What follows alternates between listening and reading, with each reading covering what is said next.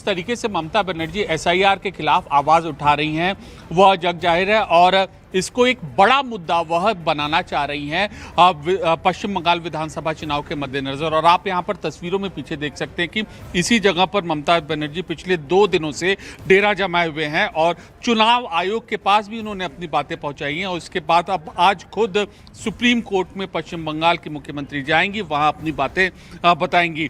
और खुद देखिए, जब वह खुद बतौर अपनी दलीलें सर्वोच्च न्यायालय में पेश करनी जाएंगी, न केवल ये अदालती कार्रवाई है बल्कि एक बड़ा मैसेज है देने की पश्चिम बंगाल की जनता के बीच कि वह इस महत्वपूर्ण इस संवेदनशील मुद्दे को लेकर खुद जिरह करने को तैयार हैं। हमें ये याद रखना होगा कि ममता बनर्जी छात्र नेता रही हैं, संगठन से जुड़ी रही हैं और बराबर अदालतों में उनके संघर्ष के दिनों में आना जाना होता था। और अब वापस इसी संघर्ष के रुख को अख्तियार किया है ममता बनर्जी ने।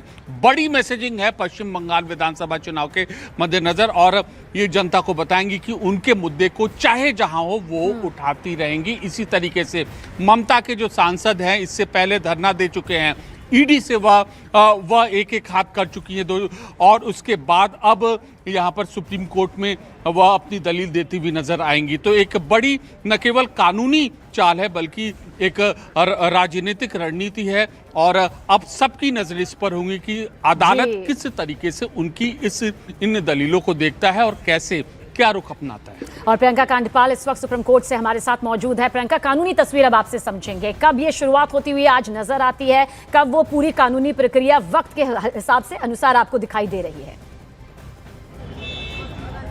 सबसे पहले तो मैं सबीना आपको सुप्रीम कोर्ट के बाहर की तस्वीरें दिखाती हूँ कि बाहर क्या तैयारियां हो रही है। ये आप देख रही हैं, इस तरफ सुप्रीम कोर्ट के गेट के पास हमारी मौजूदगी है। ये पूरी टुकड़ी आपको महिला सुरक्षा बल की सीआरपी की जो है वो उस तरफ तैनात नजर आ रही है। आप गेट की दूसरी तरफ देखेंगे तो यहाँ पर भी दिल्ली पुलिस की महिला जवान है। पीछे की तरफ अगर आप देखेंगे तो यहाँ पर भारी मैं कहूँगी संख्या में जो सुरक्षा बल है उसकी मौजूदगी यहाँ नजर आ रही है। और कारण साफ है कि ममता बनर्जी सिटिंग सीएम है बंगाल की, वो जिरह करने के लिए आज कोर्ट में पहुंचेगी। और उससे पहले की ये पूरी तैयारियां यहाँ पर की गई हैं।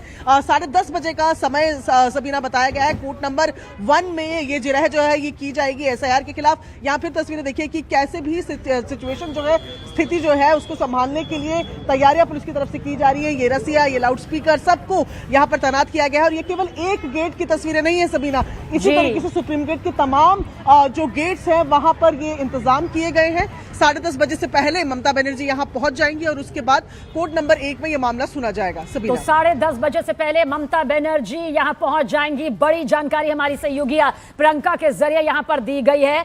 इसके अलावा नीरज भी हमारे साथ है। नीरज, हम चाहेंगे कि आप दर्शकों को वो पहलू भी समझाएं, क्योंकि काफी सारे दर्शकों के जहन में ये होगा कि क्या एक सीएम अपनी कानूनी लड़ाई सुप्रीम कोर्ट के अंदर लड़ सकती है?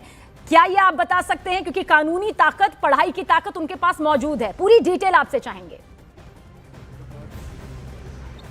देखिए, ममता बनर्जी सबसे पहले तो अब से थोड़ी देर बाद यहां अभिषेक बनर्जी के आवास से निकलेंगी। एक बार अभिषेक बनर्जी के आवास के बाहर आपको तस्वीरें दिखा दें। बंगाल पुलिस और दिल्ली पुलिस के जवान तैनात हैं और आज जो सुरक्षा बलों की तैनाती है वो आम दिनों से अधिक है, क्योंकि कभी भी ममता बनर्जी यहां से निकलेंगे। तमाम पहलुओं पर सुप्रीम कोर्ट को बताया जाए, खासकर माइक्रो ऑब्जर्वर की जो नियुक्ति की गई है चुनाव आयोग की तरफ से।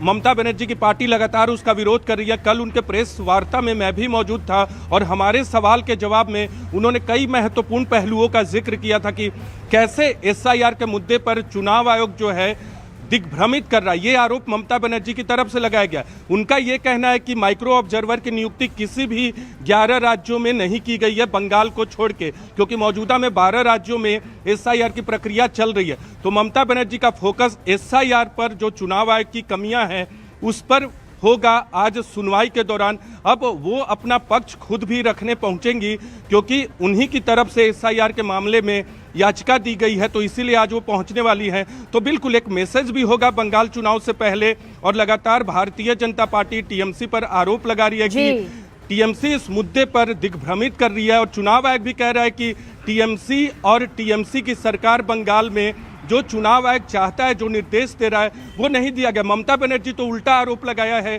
चुनाव आयोग पे कि तो उनका देखिए, आज पैसा की जो यानी प्रक्रिया चुनाव है वो आयोग पर कानूनी बंगाल और सरकार सियासी दोनों तरीके से बहुत ही खास है, और खास इसलिए भी हो जाती है क्योंकि अब सुप्रीम कोर्ट में वकील के तौर पर दलीलें रखते हुए नजर आएंगी ममता बनर्जी। हमारे तीनों सहयोगी इसी को लेकर पूरी जानकारी इस वक्त दे रहे थे।